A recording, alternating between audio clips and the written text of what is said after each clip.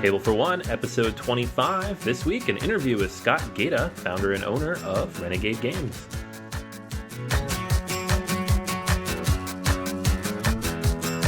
Hey everybody, welcome back to episode 25 of Table for One. This week we have a very special guest with us.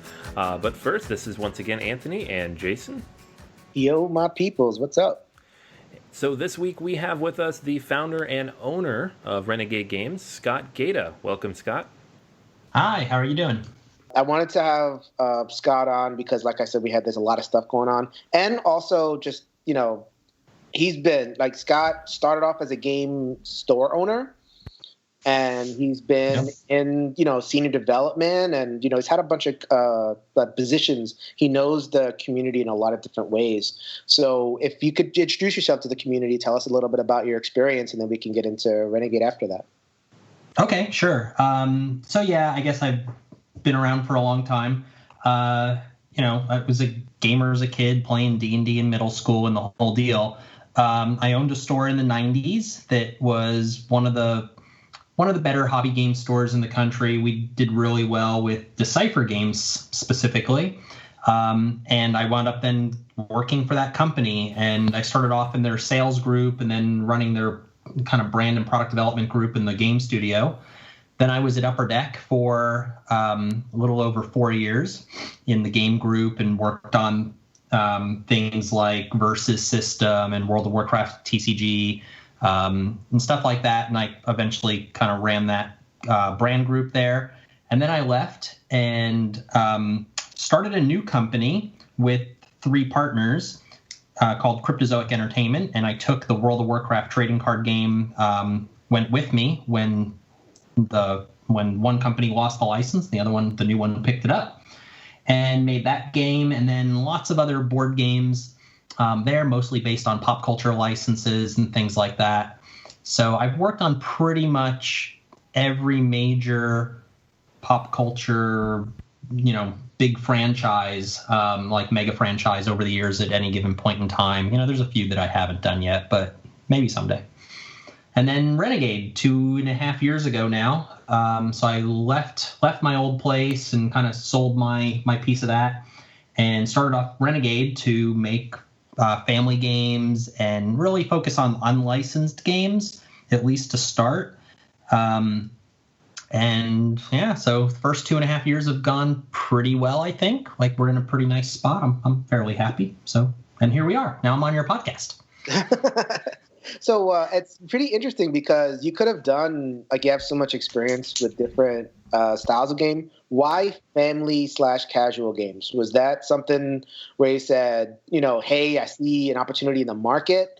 Or was it just more of a personal, these are games that I like type thing? Or maybe a combination of both? It was a combination of both. I mean, I definitely think that, everybody knows that the market's been growing. Tabletop games in general have really kind of taken off in this country. And, in some ways we're catching up to places like Germany where tabletop games are so much more mainstream. Not just it's not just the stereotype, type people playing these games anymore. So I felt that where the real growth is going to happen is in these kind of family accessible tabletop games.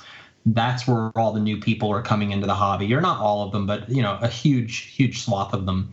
So that's what we focused on. Also, it's a little easier to produce a light game. So for a startup company, that allowed us to put out some really nice high quality products, but in a shorter period of time, just development wise. It's easier to develop a lighter game than it is a super heavy game. So that all those factors played a part in it. Mm-hmm. And they're all good. I say that as really, it's not easy doing this. Any person could start a game company, but they may have a lineup and it's not that strong. But I'm looking at your last catalog for the last couple of years. Fuse is known to solo gamers. I personally love Fuse, and I've seen that, people post about that. You also have Lotus, World's Fair, East 93, Honshu. A lot of solo gamers know Lanterns from the app, which is an excellent app. So, I mean, it's not just like a personal opinion. I mean, these are all Golden Geek nominated things, and I mean, I don't think that you've had a Spiel des Jahres nominee yet, but is that kind of, you're thinking of that? Well, I mean, it wouldn't upset me if we did. So, yeah, I mean, that would be great. But honestly, we don't really design games for awards. I think that's practically impossible to do. Like we usually put out a game for an audience, and that not every game is the right choice for every gamer. But as long as our game is hitting the audience that we're trying to target, then it's a success for us. And since most of our games are pretty accessible in general, more people probably like them than not. Kitty Paw is a good example, right? Like Kitty Paw is a cute little tile game. Most people would look at it and go like, oh, maybe that will appeal to girls, or it's a kid's game because it looks, kind of kiddie. No pun intended. But that game hit its audience. And then when gamers play it, they're like, oh, this game is actually a little bit more challenging than it looks. So then they have a good time with it too. I think our booth at conventions is really funny because not all our games look like your stereotypical hobby games. Lotus is flowers and it's a really pretty game. And occasionally you get, more of these kind of gamery hardcore type players, and they see our game, a few of our games, and they'll be a little apprehensive, and then all of a sudden they're in the middle of it, and they're playing like with little cat tiles or building flowers and stuff like that. So yeah, it's pretty cool. So far, we've had a pretty good track record, so I'm thankful for that. Cool. The game that I wanted to focus on the most, and I think the solo community is most excited about in your lineup so far, is Clank. Clank. Okay. So tell me a little bit about what your intentions were with Clank. It seemed to hit a lot harder and had a lot more impact than some of the other more hyped games. We were talking about that last episode. Is that what you were finding? Yeah. I mean, so Clank definitely took us by surprise. Like we knew it was a really good game. But we didn't expect it to be this well received, especially since the genre, that it's a part of, like the deck building genre, is, it's not the newest thing. It's new in relative terms, but there's been a lot of deck building games. So ironically, this is a co-production with our partner studio with Direwolf Digital, who is our digital partner. They did the original Fuse app, and then they also have done the Lanterns iOS and Android version, and they did all the game design for this. And I've told this story before, but it was we've been talking back and forth with them for a couple years about publishing actual tabletop games. Like there's not a digital version of Clank, and when their owner, Scott Martins, called me up one day and he said, come on, let's just make a game. Like, we've been talking about it now for, over a year or so. And I thought that we were going to make a different game that I had played when I'd been out there visiting their studio on one of my visits. And he said, no, we've got something else we want to show you. And he sent me a prototype that was really, it was a prototype. It was like all hand built and, no art or anything. And I played it and I was like, oh yeah, this is really good. And ironically, it being a deck builder, when he told me it was a deck builder, I kind of rolled my eyes, right? And ironically, on our website, if you go to our submissions page, it says there's 3 types of games not to submit to us, and one of them was deck builders. Oops. and that really was just because most of the deck builder submissions that we would get submitted to us, it's the same old thing, right? It's not anything really different. And this game was really different. So, I really, really liked the push your luck element of the game. I liked how the cards weren't the end all focus, right? The cards are the engine that kind of fuel your adventures through this dungeon that plays out on a board. It was a little bit risky having a game where you can die. I mean, that's one of your general rules of game design. Like knocking a player out of the game is usually not a great idea.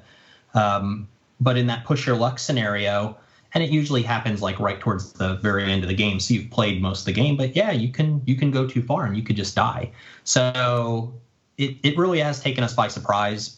but I think we tapped into, the number of people that have played a deck building game is absolutely tremendous, right? So many people have played, great deck builders like, Dominion, the first one, and then Ascension that really kind of took things in a different direction. And then so many others that have come after that I think we tapped into those people, but then we've also tapped into more of just your traditional tabletop audience. So the most satisfying thing so far has been people that said, I hate deck builders, but I really like Clank. So I think that's kind of a testament to that we've kind of crossed over into multiple genres. And then getting to the solo part, because I played like last year, right? And we were able to plop it down on the table and just teach it to ourselves and just play it, and we had a really great time. And I said to myself, man, I would totally buy this game if it has solo mode, so that I can make sure that I can get plays. So then this app drops. I don't even remember hearing about it before I saw it, and I was like, wow, I wish I knew about it before the game was sold out everywhere. So was that part of the package the whole time? No, so it came later. We like to include a solo mode in our games typically if it makes sense. Sometimes you can really ham-fist them in there, but if it makes sense and we think that it will be a good experience, sometimes they're not as good as obviously a multiplayer game. But if we think it will at least be a good experience, we'd prefer to have them in there rather than not. But Clank, that wasn't part of the plan initially, and then the Direwolf team started working on this app, and with the app it makes adding single player so much more viable, but also such a more satisfying experience. Like in some ways the single player on that is a more engaging experience than playing multiplayer without the app, right? Because like the sound effects and just the little things that pop up and stuff like that, I think it's really cool. Mm-hmm. Yeah. So I guess a larger term question, as a game publisher, is this? I know you partner with a digital studio, so maybe I know the answer to this already, but I wanted to hear you talk about it. But just app integration in general in games, is that going to be something that you really have your eye towards? Specifically putting out titles with app integration, all that kind of thing? Yeah, for sure. So it's something that we're constantly exploring, even when in the early stages of game design. Like being able to add content, like the Clank app is the perfect example where it's like a little mini expansion, right? That we can give to people. In this case, it was totally free. Here, you already have the game, and here's new content. Just download it to your phone. So we're looking at other stuff. We're definitely also have in the works already some total online versions of other games. But I think you'll be seeing a lot more of this from us. But I think you're going to see a lot more of it in the industry too. It's really just a natural progression, right? It's like free downloadable content for a video game. Mm-hmm. You get a little bit of pushback for it. I mean, and so we have a little bit of forum arguments sometimes where you have some people that'll say, "Oh, get these apps out of my games, the tabletop experience. I'm getting ice drain looking at this thing." And then some people are obviously kind of for it. So I don't know. Do you have any experience with that concurrent struggle within the game community, or is it basically all apps all the time? No, I mean, like we've definitely heard comments about various things like Fuse.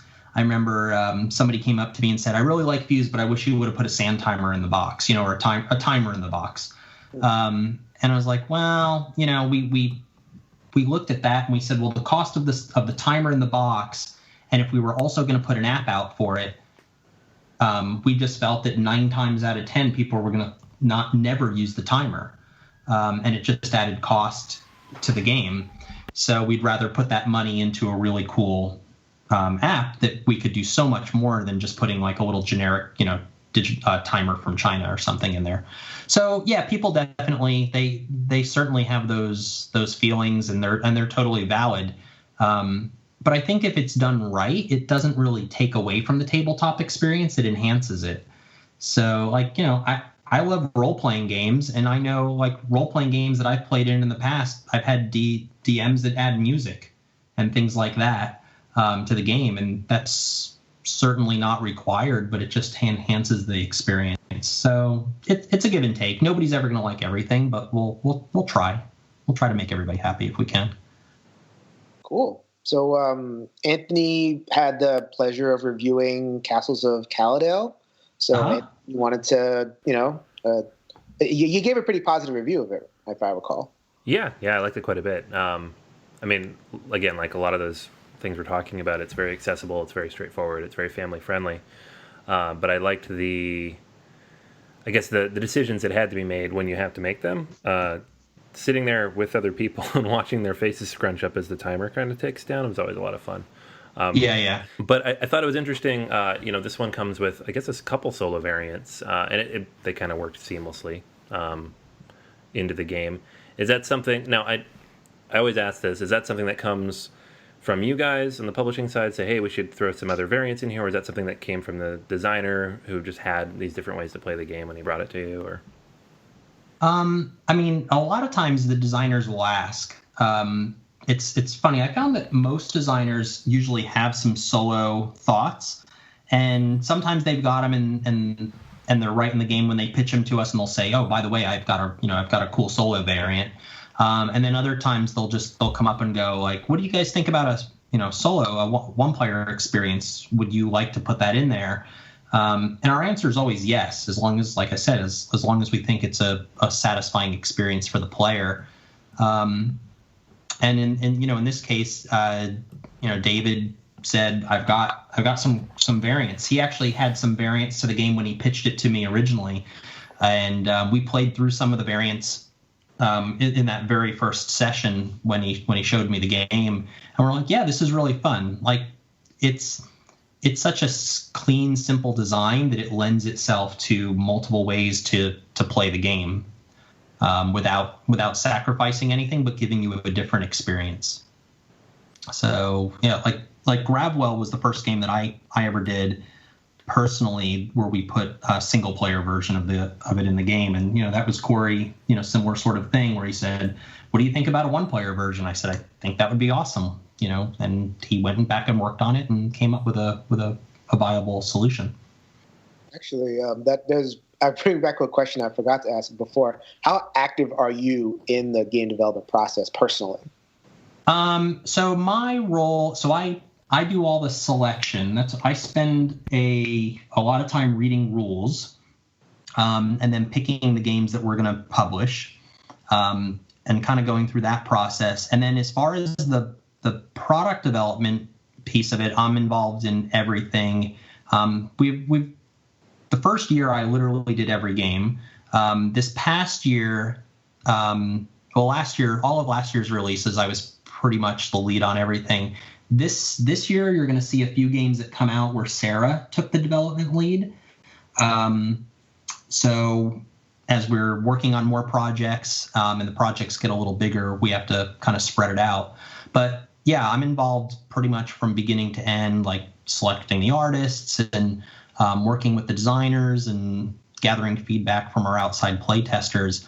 But my job is to kind of take all of that and make the best thing overall possible. But we really involve the game designers throughout the game development process. They're involved right up to the very end, and they're involved in the other aspects as well. Okay, and now we get to talk about future releases. You guys have some... I saw there's another game in the Fuse line coming out. Yeah, so that game is called Flatline, and it's by Kane Klanko, the same designer as Fuse.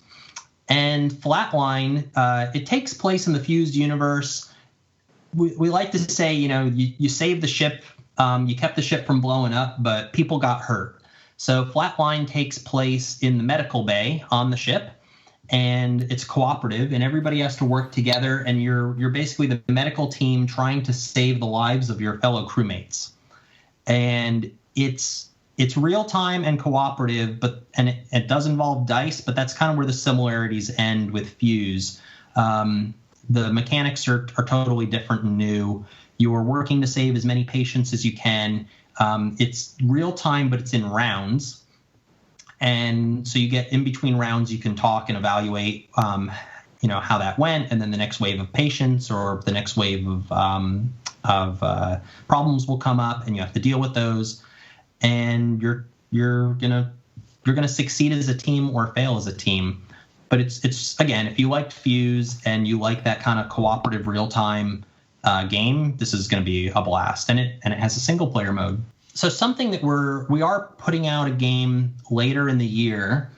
So this is going to be a game that's only a single player game. It has no multiplayer mode at all. So it's different for us. It'll be the first time that we've done a single player game. We felt like we wanted to kind of experiment in this space. We're right now working on the mechanics are pretty well set. It's a one versus many type of game where the player will play the hero, and the hero has to take on multiple opponents at once. And it actually does have a real-time aspect to it. So you're under that pressure. You have to make decisions under pressure. Though we're trying something a little different with this too. It's going to have a story. So we're working with a writer who currently is creating the world for this heroine, and we're going to kind of make this the first game in that world. But I think we're going to start to explore that world a little bit more and come up with some other products and other games in that world. But this first one will be focused on one single character, her adventures in this world, and it'll be interesting to see how well it's received. It's the first time we're putting out a solo game, and that's it. So it's only really for solo play. That's really interesting. Whenever I hear like one versus many in this scenario, I always think of like an old Bruce Lee movie where he's kind of like waving to the different enemies to come in and kick their butts. Is it? Am I in the ballpark at least? Yeah. I think you're in the ballpark. He may not. They may not get to pick if only one comes in at a time, but it's fun. It definitely. We didn't want something that could be leisurely. There's definitely that tension arc. And the theme and the genre is going to be different than something that we've done before too. It won't be sci-fi. It'll be different. Our main character is a female. The main heroine in this first one. The story is pretty cool, and like I said, it gives us other areas to explore in this world and create other games along this genre. That is really, really cool. I'm really excited about that. We should have it at BGG Con. Cool. All right. Will you have it at PAX Unplugged? PAX Unplugged as well. Like, we'll be there. Cool. All right.